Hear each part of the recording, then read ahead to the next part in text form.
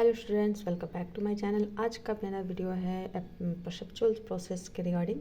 इसके पहले मैंने परसेप्चुअल प्रोसेस के 2 वीडियो बना चुकी हूँ मैं, पार्ट 1 और पार्ट 2। ये हमारा पार्ट 3 है, जिसमें हम लोग बात करने वाले हैं कि परसेप्शन में कौन कौन से अप्रोच और थ्योरीज होते हैं और कौन कौन इसमें इम्पॉर्टेंट थ्योरीज और अप्रोच है। इसके पहले जो वीडियो है आप उसमें जा कर के देख सकते हैं। और सबसे पहले मैं एक बात बताना चाहती हूँ कि अगर आपको इस बार यूजीसी नेट निकालना है तो आपको अपने इरादों में पक्का होना पड़ेगा और बार बार आपको उसी चीज़ को आपको अपने बुक के थ्रू अगर आप जाएंगे ना, आप सही डायरेक्शन पे जाएंगे। क्योंकि देखिए, आप अगर आपने कहीं से आप ऑडियो सुन रही हैं और उस पर आपने फिर अपने खुद से सेल्फ स्टडी की है तो ये दोनों मिलकर प्लस पॉइंट का काम करती है। तो ये ट्रिक मैं आपको देना चाहूँगी कि जब भी आप पढ़ें उससे रिगार्डिंग आप जितने भी सब्जेक्ट से आप एक बार खुद से सेल्फ स्टडी जरूर करें।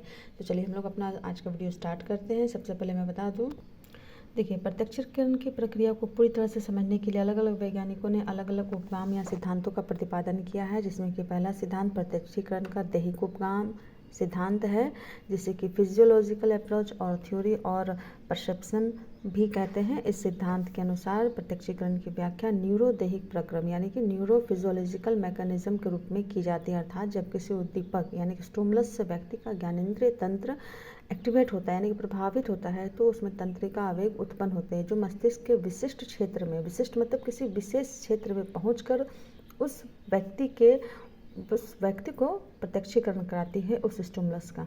यानी कि ज्ञानेंद्रियों से लेकर के मस्तिष्क से होने वाले प्रक्रिया को हम लोग न्यूरोदैहिक प्रक्रम कहते हैं।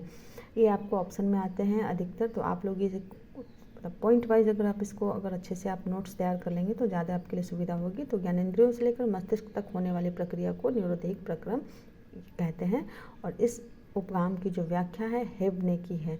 हेब, एक चीज़ जान लीजिएगा कि जब भी आप किसी साइकोलॉजिस्ट का नाम लें उसके साथ जो ये ईयर है ना, इसको ज़रूर मेंशन करना है आपको। तो हेब 1949 का योगदान सबसे ज़्यादा महत्वपूर्ण है। किसमें? न्यूरोदैहिक प्रक्रम में, यानी कि न्यूरो साइकोलॉजिकल मैकेनिज्म जो है वो हेब का है।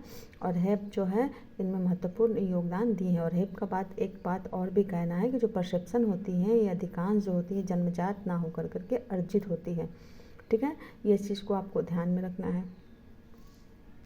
अब देखिए, हेब ने जो है वो बताया है कि किस तरीके से इंसान के मस्तिष्क में परसेप्शन की जो है सो प्रोसेसिंग होती है। तो हेब के प्रशिक्षण देना भी आवश्यक है। मतलब कि हेब के विचार से सही और स्पष्ट प्रत्यक्षीकरण के लिए पर्याप्त प्रशिक्षण देना बहुत जरूरी है। अतः द्वैध चिन्ह प्रक्रम, ड्यूअल ट्रेस मैकेनिज्म के संप्रत्यय के यानी कि कॉन्सेप्ट के अस्तित्व को स्वीकार किया गया है। कौन से कॉन्सेप्ट को स्वीकार किया गया है यहाँ पे? तो ड्यूअल ट्रेस मैकेनिज्म यानी कि द्वैध चिन्ह प्रक्रम को स्वीकार किया गया है। इस प्रक्रम में मस्तिष्क में लघु अवधि के लिए यानी कि बहुत कम समय के लिए उत्पन्न कंपन या दौरा तंत्रिका कोशिकाओं के बीच उतने समय तक आपस में संबंध बनाए रखती है जितने समय तक उसमें एक अस्थायी साहचर्य स्थापित हो सके।